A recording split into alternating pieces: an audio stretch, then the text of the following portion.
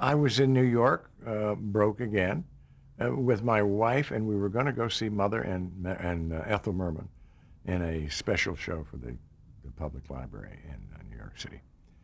And we had about 10 minutes, and I got two scripts delivered. One was Dallas, and one was The Waverly Wonders. And I figured The Waverly Wonders was a half-hour comedy, and they wanted me for that. So I read that, and my wife took Dallas in the other room, and I heard this, whoop, Larry, this is it. This is the one you're going to love. No wonderful people in it, all bastards in this. Every one of them is a dark character. I said, really? And I read about 10 pages of it, and I said, that's it.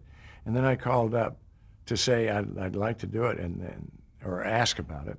And they said, and Barbara Bel Geddes is playing your mother. And I said, wow, that's a class act. So if she's going to do it, I sure can't turn this down.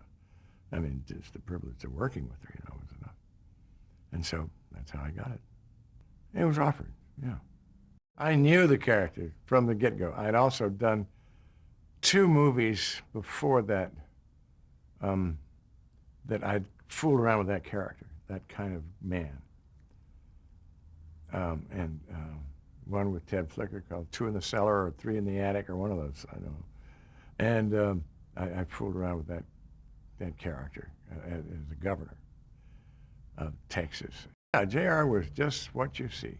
What you see is what you got, except for his backstabbing stuff, And that developed more and more and more. I wasn't the star of the show. It was Patrick and Victoria, the Romeo and Juliet a theme. And I was just the guy, just the older brother, pain in the ass. And then they started seeing things that I was doing with Linda. We'd be talking in back of Patrick and Victoria in the front, and the whole scene was about them, and we'd be in the back nattering about something, getting in little arguments. And then they'd jump in and shoot that, and then not for any reason, just to make us feel good, I guess. And they started seeing what we're doing in making up our own dialogue in the back. I'd say, now, Cyril, and I got an important meeting today, and I got a button missing from my shirt. Now, what the hell's going on? Now, you're supposed to take care of me. Oh, JR, I'm real sorry. I know you're sorry. But, let's get on a stick and make it work. Oh, JR, and, just little bullshit stuff like that. And they started picking up on it. Where'd you get the dialogue? I said, we were just making it up. We're in the background. And, and they started saying, well, that's kind of fun. And leave that in. And then it just started to trickle down towards my character being the only bad guy, because everybody was bad to begin with.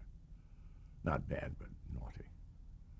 And then I just kind of was the naughty guy. And poor old Patrick had to do the nice guy, which is the worst, most difficult job in the whole show, I think.